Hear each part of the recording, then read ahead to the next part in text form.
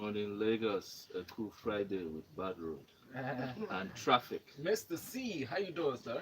Good morning, Big Val. You're looking very good today. Thank you. Everyone, tune into YouTube. Good morning, Ayo. Good morning, Devoe. I Good morning. I'm not going to Me. take that, I greet Mr. you. C. So Val is looking nice. How am I looking? Ayo is always looking stunning. Thank you. Hey, Haters. feeling better Beef. now. Well, she always looks good, and we know this. You can send in your messages through WhatsApp 0809 Also on YouTube, we're streaming live. So please go onto YouTube, search for Smooth981 and subscribe to the channel and watch from there. On Twitter, we're at Smooth981FM. Kindly use the hashtag freshly pressed 981 so that we can easily track your messages. Our first story is from this newspaper. Military inaugurates court martial to try 70 soldiers for misconduct. In announcing this, the military authorities yesterday announced that they have inaugurated a general court martial to prosecute 70 military personnel for various offenses in the counterinsurgency operations in the Northeast. It also said 86 child fighters of the group of the Boko Haram, the voluntary groups of Operation Lafia Dole, were handed over to the Borno State government for rehabilitation. There's a program they call the DRR program. Take us through all these parts of the story, Devoe. Okay. Well, this is an update on the ongoing insurgency war in the Northeast, as we all know, that has plagued Nigeria for like numbers. So let me just put them together for you. Well, the Operation Lafia Dole, okay? The GOC 7 Division, Brigadier Abdul Khalifa, did mention on 3 accounts. One, 70 military personnel are being court-martialed, okay? They will be prosecuted for offenses in the counterinsurgency operations in the Northeast. Two, 1,342 insurgents did hand over, or they say they surrendered, okay, to the DHQ. And then thirdly, 86 child fighters of the group voluntarily surrendered their hands. So these are some of the figures that they have listed out. I think we would join 1 and 2 together. They're actually the same story. Yeah. Now, amongst the 70 soldiers, the GOC commander did mention that principles of justice, equity, fairness would guide the proceedings, because we need to keep an eye on how the military operates. We know there is a precedence, and I hate to say this, but there is a precedence that we all know at different times when there were mutinies, soldiers were revolting against their commanding officers, and they didn't just revolt from what we heard. It was based on their treatment, their welfare, what they believed was unfair treatment. But the GOC has said that standard practice would be adopted. However, he did say that why they're being prosecuted, that acts of cowardness, desertion, and unsoldierly and other forms of indiscipline have no place in executing a war. Well, which is true. When you become a soldier, you have to develop that tough skin. But I just hope, because within the military, they don't have any form of defense or a lawyer. They will face the military regiment, and I do hope an open eye is given to them, because in more cases than not, we have heard of how this war is being prosecuted, and some of the gaps that have not really been to the fore of the media. As you do know, the soldiers, in whichever form of the military, are not entitled to free speech. All right. And because of that, extreme measures must be taken to ensure that there is a high level of best practice, of professionalism, of probity, and fairness to ensure that no one is being maltreated. Okay. I'm also hopeful that the military will take this as an instructive move, really, to ensure that they check themselves in-house to see that the services, or rather the welfare of the soldiers, are well taken care of and looked into. Because this is a clear signal. If you have a lot of these cases of mutiny, it should make you ask necessary questions as to how they're being treated in-house, what's causing these things. So check out the causes, not necessarily create consequences are good, but also it helps you advise Yes, yourself the to, military look must do a inwards and see things self-examination. right. I mean, cases of where soldiers did attack their commanding officers and some were killed. Those who were the past military hierarchy. The word that has gone out is that many of them are being put in places where they're not armed. It's clear by now. It is clear that the offensive. I'm sorry, the offensive, that's Boko Haram, seems to have more capability than the soldiers who have been put there to keep guard for Nigerians. Secondly, this information gathering that we've been hearing, because the soldiers are not allowed to speak, it's very difficult to ascertain what is the real state of welfare. Yes, a few of them have come out on social media, of which DHQ has always knocked down as being disgruntled hearsay. Okay, but we need to be able to. I mean, our military should be a place that people look forward to joining. They look forward to growing in the ranks, etc. And go. Yes, people have pushed for a change in architecture, but this needs to be looked at carefully. And we would like to know the outcome of this prosecution of these 70 soldiers. Right. On the other hand, Exactly. I'm joining the second story. Yes, please. The child soldiers, okay? I know many have watched the movies in Liberia of how child soldiers were used in Liberia, I think in the Congo, and in some other parts of Africa. And even though they're children, they do cause a big menace. Now, we have had several child soldiers that were used, especially in this. Many of them were turned into what do you call them? These bombers, these suicidal bombers in many cases, of which you would not be suspecting, and then they come in and in the place they're carrying IEDs and it explodes. So about 86 of them have been handed over in the ceremony to the Borno State government. The Borno State government is working in hand with the United Nations International Children's Emergency Fund, that is UNICEF, to carry out some level of rehabilitation. This rehabilitation includes de-radicalization and reintegration into the society. That is the DRR program. Yeah, that's the DRR program. Yeah. It also includes about 500 repentant insurgents who are in the keep of this program to ensure that they get back. Well, I know many have kicked against the policies or the dynamics of this program, because how do you have 500 repentant insurgents? What about the calamity that they've caused? What about the lives lost, the properties? How has government gone about this? What were the basis of the laws being used to be able to wave these people away? So it is a careful. When you say that, are you referring to how they can be punished for the offenses they committed, or are you speaking to paying attention to the families that were affected, or those who lost properties or lives, or family members? Yeah, I'm looking at it holistically from a point of justice. In this war, one, government has had to negotiate at different points in time, especially for kidnapped cases, of which people said how much had gone, which was never disclosed.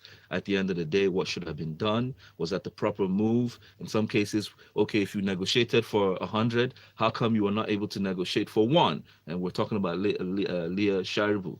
Now, in this case, whereby some communities, 1, are still within the hold of Boko Haram, 2, many have died, over 40,000 across the more than 10 years, 2 properties has been lost. So I am yet to see, apart from those that are killed in warfare, okay, I'm yet to see the insurgents that have been incarcerated, prosecuted. There's this nameless, ghost-like approach to the consequence of becoming a terrorist. And we've seen cases beyond the terrorism, the banditry, the herdsmen attacks, etc. It just seems as if it pays to be a criminal in this country. We need to be able to see people brought to book. We need to see criminals, those that have gone against the sanity and the livelihood of Nigerians, need to be brought to book. Or else, at the end of the day, we'll have this ongoing wave of, look, if they push you to the end, take the other way around. You will find a way of bringing them to the table. All I'm asking for is fairness and probity in the prosecution of this war. I hear you, Devoe. Thank you very much for your thoughts on that. The Punch newspaper has this next story, Mr. Ceeeee. I'd like you to look into this. Banks generate 675.9 billion non-interest income in 9 months. We'll get to that story in a bit, but let's take this reaction from Ace. All right, so Ese, since 2014, the defense budget has been a minimum of 350 billion naira, not counting the $1 billion we borrowed 2 times or so to buy arms. Yet the soldiers kept saying that they're not well armed. How do you classify what cowardice means? A soldier knows he will die one day, but he needs to die fighting, not unarmed. This court martial must be fair in asking the right questions. All right. Thank you very much for Thank that. you, Ace. Looking to the next story, a correspondent in gathering this report observed that banks in Nigeria leverage non-interest income to boost bottom line performance, given the macroeconomic changes or challenges rather facing the nation.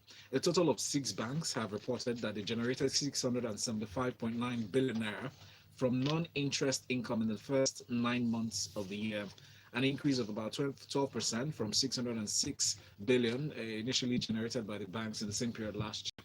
This improvements in, not just break it down for us, let's understand the concept of this, if this is an achievement we should celebrate or what it portends for the banking industry.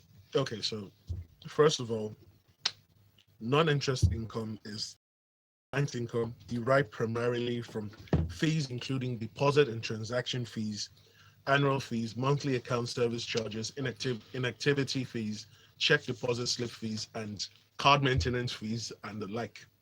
Now, in the 12-month period, this year and last year, it increased by about 12% from 606 billion to 675.9 billion. And this is as a result of the challenging macroeconomic environment in which they operate in. Now, this is not something to be celebrated because it then boils down to the fact, it points to the fact that the banks are struggling, the economy is really struggling, and they're looking for interesting and innovative ways to raise money. And it is the bankers who are the mercy of the banks. Because if the economy was thriving, this sort of income should not be rising.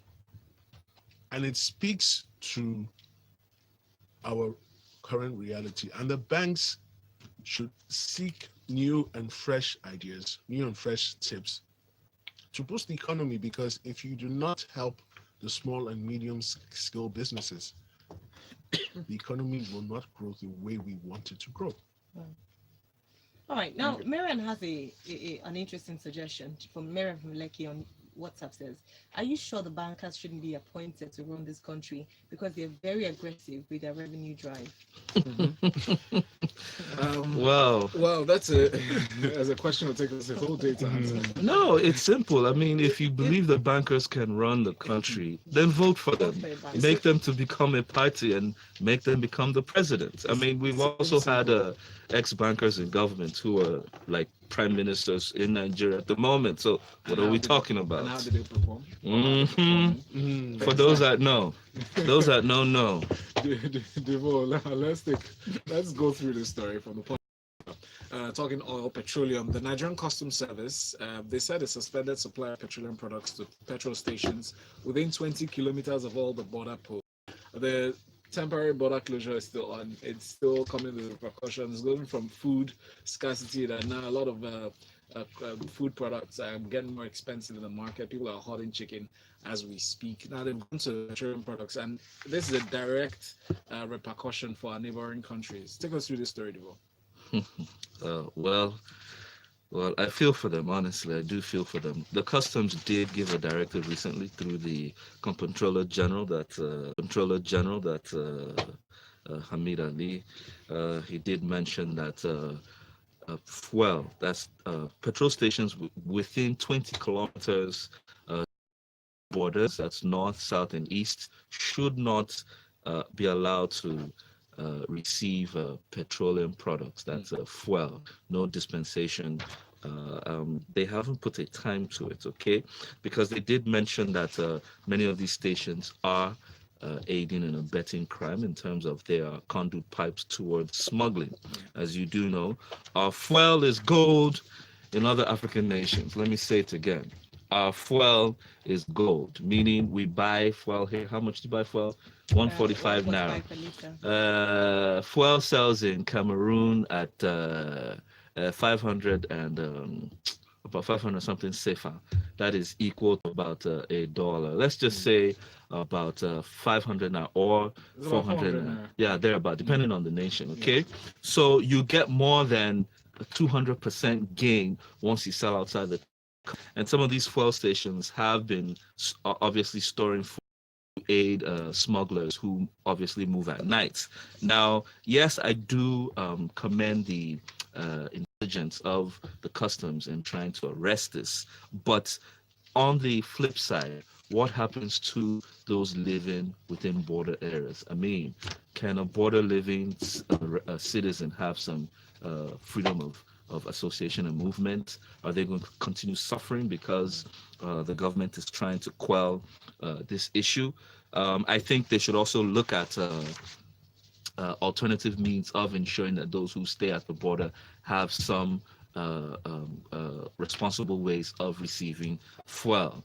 Now, remember, this border closure issue has been a highly debated matter within the country. Yeah. Those saying that there's a good reason for it, and those saying that it is crippling economic growth. The truth is this: I would love the so-called committee that is at it to have some private sector presence, so that when they take some of these decisions, there is a balanced approach to it. What we're build around our borders is a functional border, an infrastructure that works. We cannot close our borders forever. Okay, we are, like I said, we're going against treaties that we had signed to. Nigeria is the big brother, whether we sleep on it or not. But they've already said they will lift it on January. No, they said they would lift the first phase, Yes. which was not the end of the. So that meant that it will continue. But the truth is, economically, there's a disproportionate loss, okay, from what we're gaining from this closure than to what we're trying to build at the end of the day. What you're building is systems. You need the borders perimetered. Yeah. You need people to work with you. You need to stop the rife corruption. As they say, even with this closure, things are still coming in, only at a higher cost. But most great moves in history come with a little pain. That only survives for a little time. Yeah. Just the sacrifice that needs to be made. For, You see, that's a blanket statement. We need to break it down. Many people even make reference to China. China wasn't closed in this fashion. India wasn't closed in this fashion. It doesn't even follow. Well, Valentine, to speak to what you said, while I agree with you to a certain extent, these decisions have to be made in accordance with the law. My concern here is the Nigerian Customs Service, with regards to the act that establishes it, has no business determining where petrol is sold within Nigeria. Their business is restricted to the inflow and outflow of goods and people at the borders. This should actually be a DPR matter. And I'm concerned that the customs chief is able to make this directive and is going to be binding. But they are working in conjunction with NUPENG and PENGASSAN, so they are not doing it by themselves. Exactly. I'm sorry. They are backing the federal government. I'm sorry. NUPENG and PENGASSAN are trade unions. I'm sorry. I They know. have no power. But they are the ones who transfer products, and they Yes. report to the regulatory bodies that you speak of, the DPRs and co. So yeah, but the DPR is the only body by law that can determine where petrol is sold. All right. Thank you very much, Mr. C. Trevor Noah's lapel said, in 1984, customs did the same thing with petroleum station restrictions within 10 kilometers of. It failed. Now in 2019, 35 years later, Buhari is doing 20 kilometers. He's recycling old ideas that never worked. Remove the cap on fuel prices, and the problem is solved. He also said most great moves in history. Border closure is a great move. Valentine, I'll fight you. Let's say that again. Remove the cap. Deregulate fuel The sector. sale. Okay, deregulate. That's price not of the sector. petrol. Diesel is already deregulated. Yeah. Deregulate. PMS, and you will see this thing reverse itself. You know that if fuel was even sold at a much higher price in Nigeria, you would see the reverse. They'll be bringing fuel and trying to smuggle it into the country. I'm glad you said that, because I was going to ask you, I hope you know that deregulating fuel also would imply removing subsidy on it.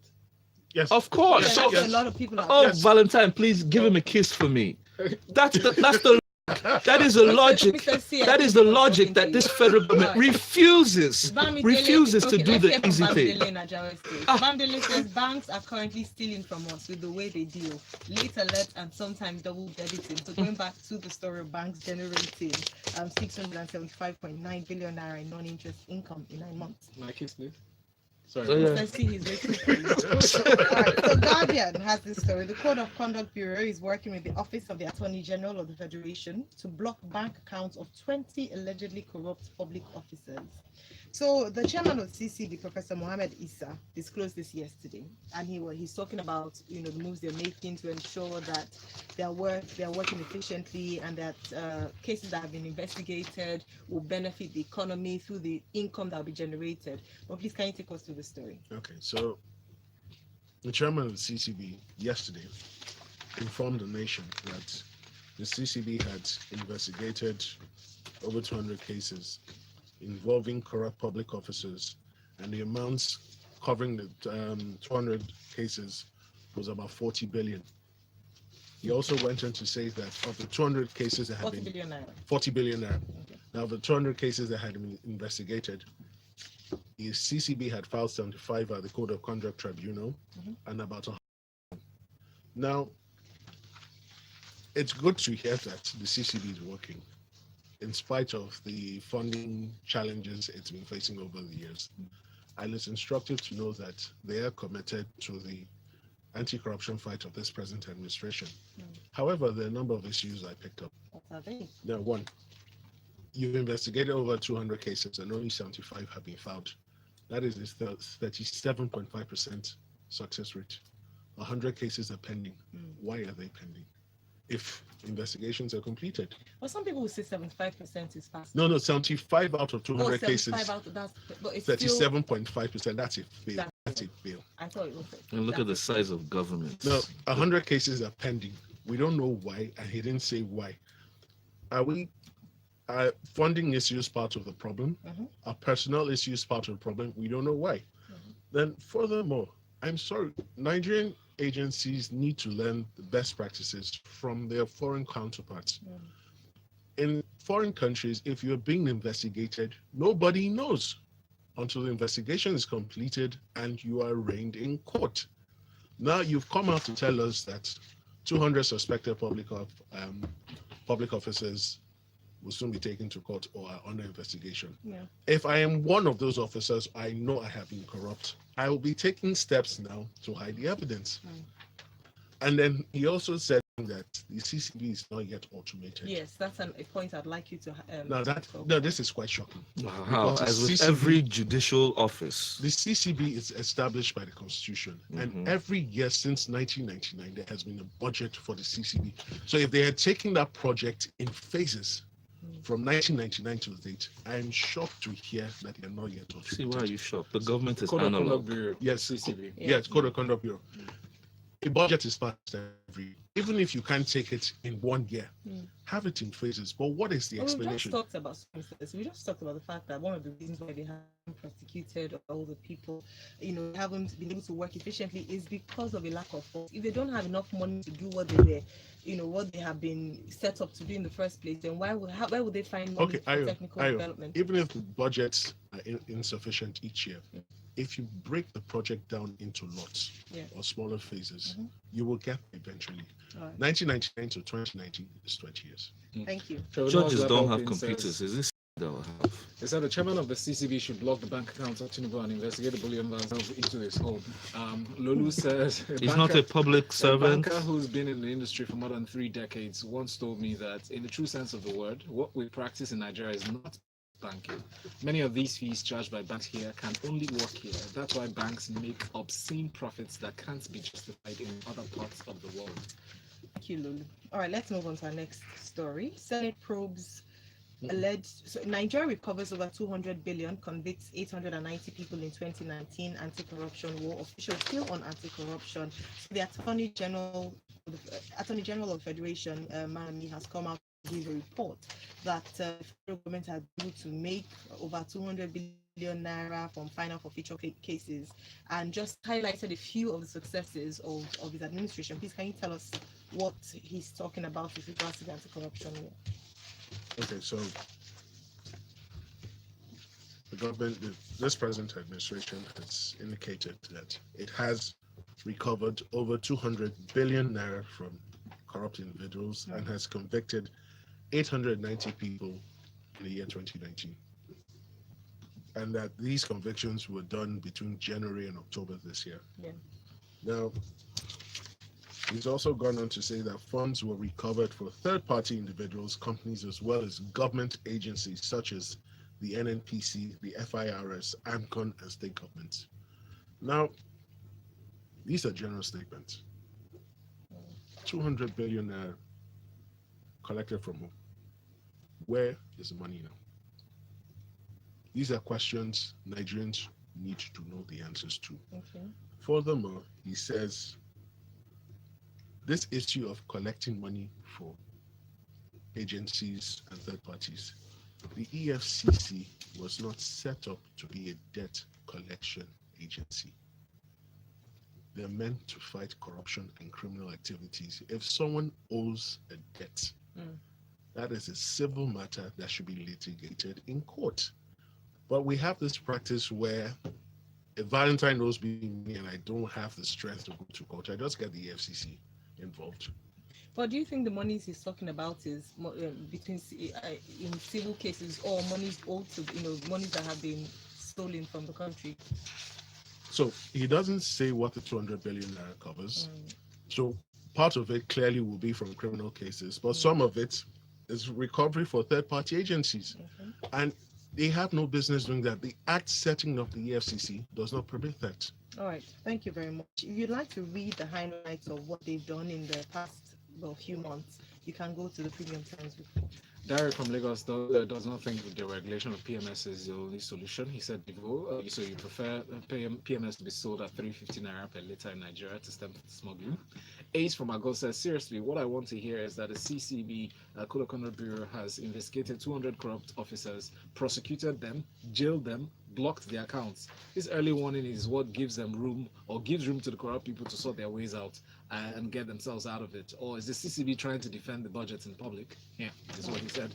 Kwemi Praise says, on spurious bank charges, blame the regulation, but recall that the leadership of the regulators came from the same banking sector. So now we. Right, And yes, Nigeria should carry what they can spend, deregulate so that it will follow the issues of demand and supply. Thank you, Devoe. Senate probes the alleged shady deals by security outfits at Lagos ports. Guardian newspaper has this report, Mr. C. So still talking about what's going on with the ports. We've talked on stories this week. Can you take us through the story very quickly? Okay, so the Senate has commenced an investigation into the activities of a company that has been providing security services at the port. And the Senate is saying that it doesn't understand why this company has been contracted to provide the said security services when the master, the Nigerian Navy, and the Marine Police are supposed to do this by law. Exactly. And they've given the committee a time frame to report back with the resolution.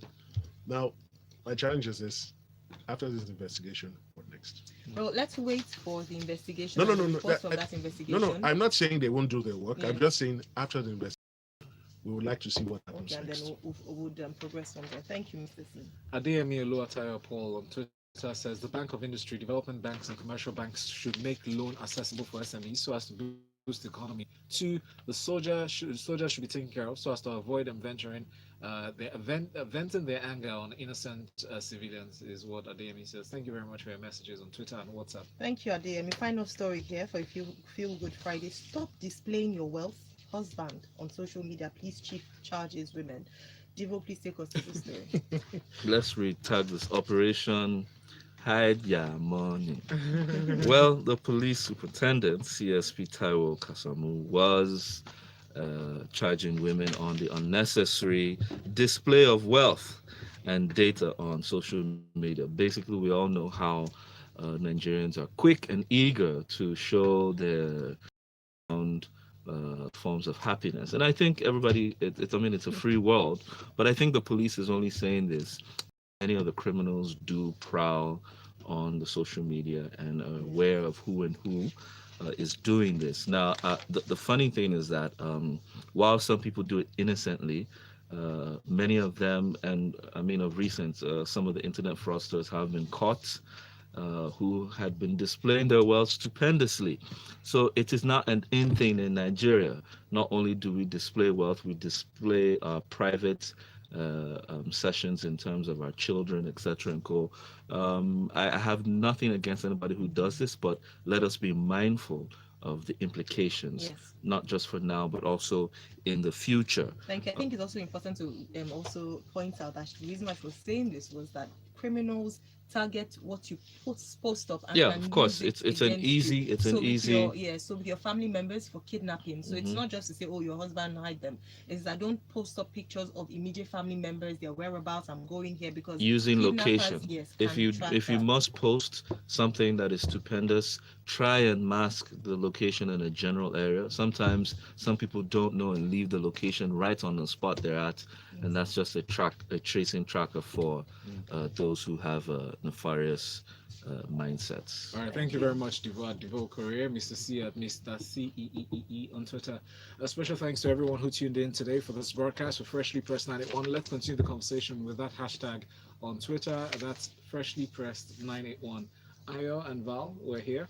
The locker room is next at 8:15. Stay with us. The headlines, the stories, Thank you. the news. You don't give out to